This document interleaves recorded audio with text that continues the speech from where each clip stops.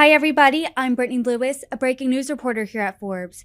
Joining me now is Prospect Park, New Jersey Mayor Mohamed Khairullah. Mayor, I appreciate you coming on today.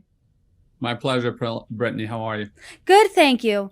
On Monday, you were uninvited from the White House to celebration marking the end of Ramadan. Can you walk us through that experience? So I was driving toward Washington, D.C. I left my house in the morning. It takes between 3 to 4 hours to get to D.C., depending on traffic. And as I was entering the outskirts of D.C., I was about half an hour away from the location where we're told to park. I get a call from the White House social office informing me that the Secret Service did not clear me to enter the White House complex in no uncertain term. The gentleman was trying to be nice, but he was telling me to go back home. So, what were you feeling, and why do you think your invitation was revoked? Well, I was shocked. I'm baffled because, not only did I receive an invitation, which it took me a while to RSVP for, I was sent a reminder to RSVP. So I did eventually. And, I am a longtime Democrat. I've been elected 5 times to office as a mayor, twice as councilman.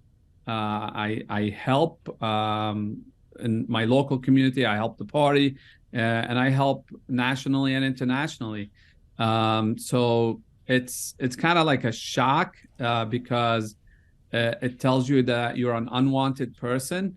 And during my conversation, I called the Council on American Islamic Relations because it reminded me of my experience at the airport starting in 2019. They actually informed me that I am on some sort of FBI watch list, which was shocking. Can you explain that a little more? Because hearing that obviously in 2023 is shocking. You find out you're on this watch list, allegedly from the Council on American Islamic Relations.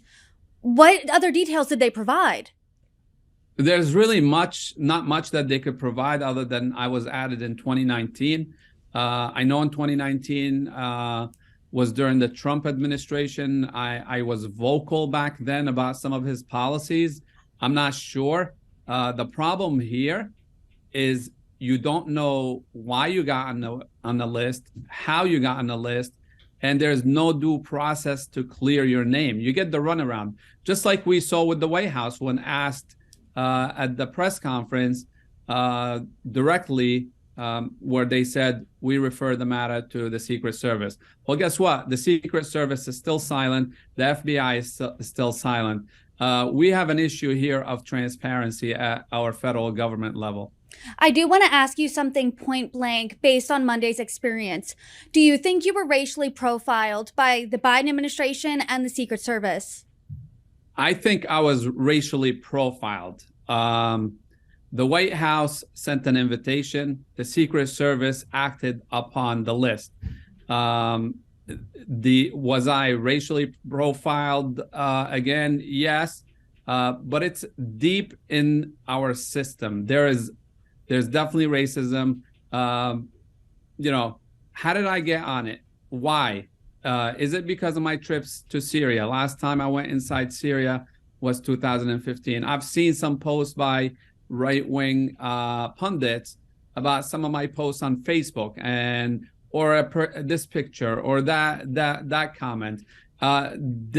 Look, if I was captured by ISIS inside Syria, they probably would have done to me what they would have done to any other foreign national. I've seen what they write about me on social media, and I probably, would have met my demise, should have been captured by them. There's not a mean bone in me. Since I came to the United States in 1991, I started volunteering immediately to give back to the town that welcomed us and to the nation that gave us hope and opportunity. And I've been serving the public since then at many levels. I've traveled the world for purposes of helping others, and I said it, to provide voice for those who are voiceless. So not only did I want to do humanitarian work, but I also wanted to expose what the brutal Assad regime is doing to the Syrian people, my people. I mean, you're a mayor, you're a leader in your community, and this happened to you. Since Monday, has the White House reached out? Have you heard directly from anyone in the Biden administration or President Biden himself? Unfortunately not, and it's shocking. I mean, what we're calling for is a dialogue about this. You can't ignore U.S. citizens right now, and especially, you know, when we don't have answers. Why did I get on the list? How did I get on the list? How can I get off the list? And again, I speak for me, but there's 1.5 million other people. Most of them are Arabs and Muslims.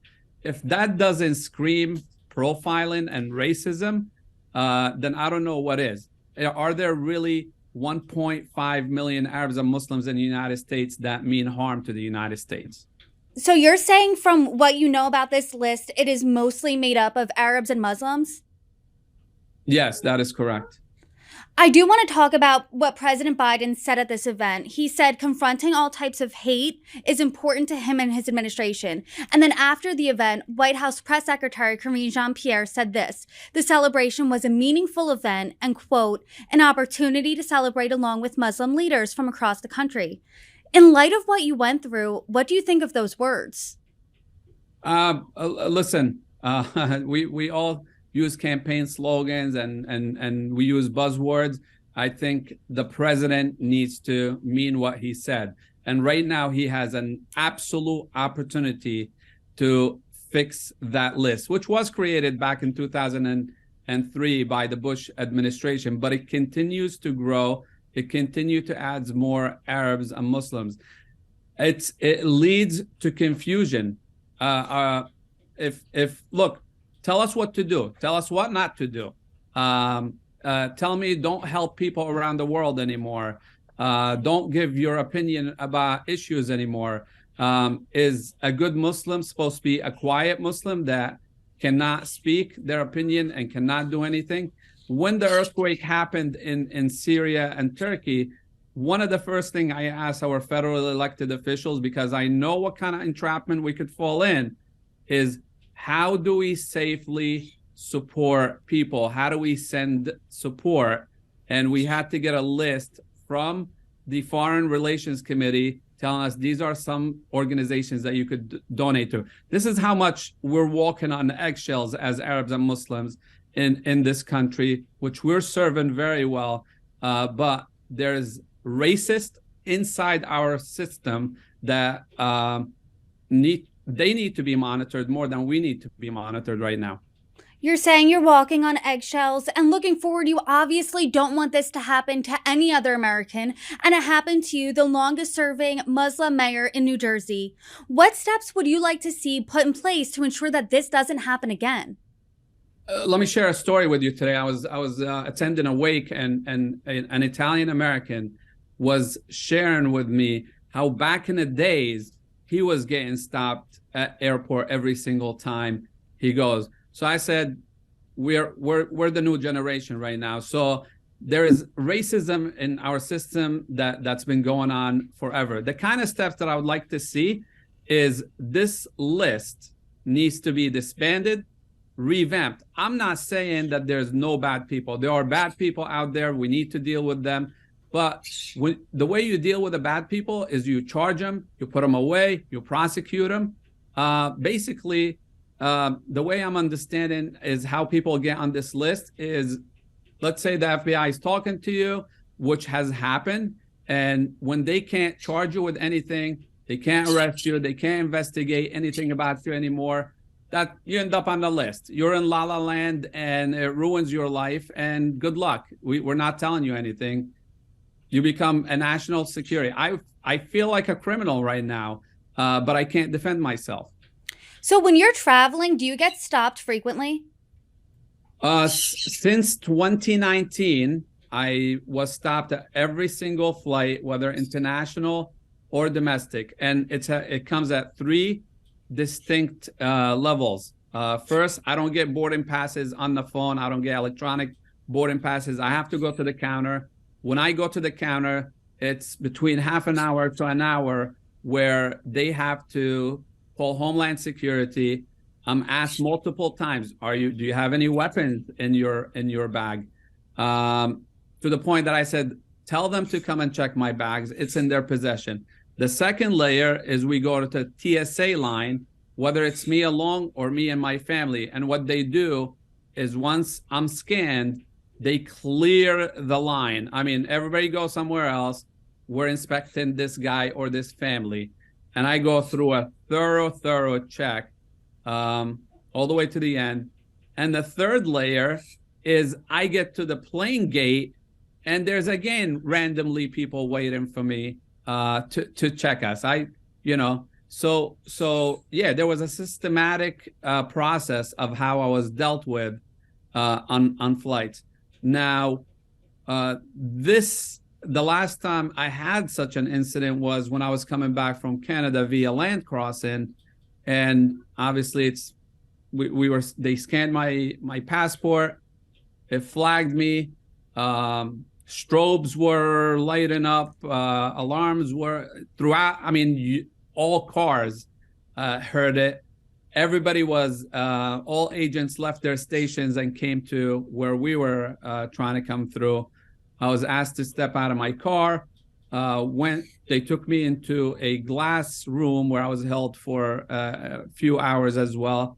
Eventually, they asked for my license. I said, it's in my car, go get it. So they went and got it. A gentleman came back probably 45 minutes later and said, I think we fixed your problem. And I'm like, all right. So I think, not even assurances. Did he say what the problem? Tell me. Mayor, sorry to interrupt you, but did he say what the problem was? No, he wouldn't tell me. But he said, I think we fixed your problem. So last year, we traveled internationally to Tel Aviv. We had no issues. I'm like, all right, we're done. Until this happens again. So I called CARE right away because what else, and they assured me that I was on a list. Mayor, I really appreciate you coming on today, sharing your story. As there are updates, I hope you come back on and fill us in, and we will be following this story. Mayor Khairullah, thank you so much for coming on. Thank you, Brittany.